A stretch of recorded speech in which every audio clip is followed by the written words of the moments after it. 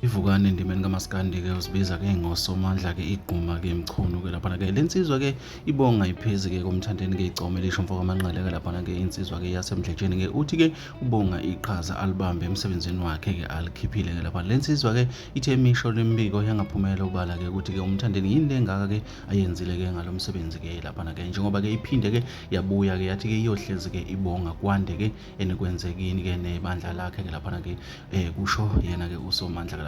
La mazwi-ke bewabhekisa ngqo kumthandeni-ke igcokama elisho umfoko amanqele-ke laphana-ke.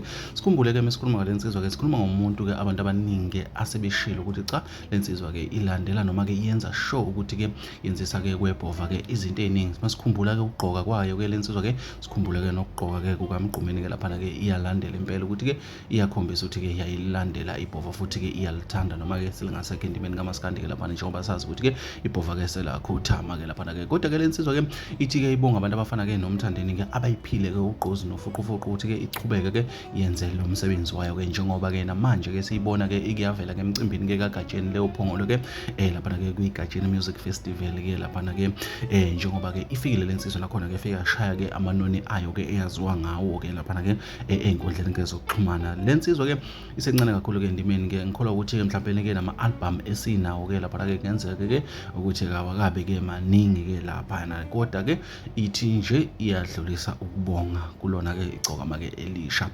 Asazi-ke bafowethu-ke siyakhumbula-ke ukuthi-ke masikhuluma ngomthandeni-ke sikhuluma ngensizwa-ke laphana-ke ewusomlando omkhulu futhi-ke enamagalelo-ke amakhulu ewumaskandi futhi-ke omkhulu. Nayi-ke insizwa esencane izibongela bafowethu yilezo.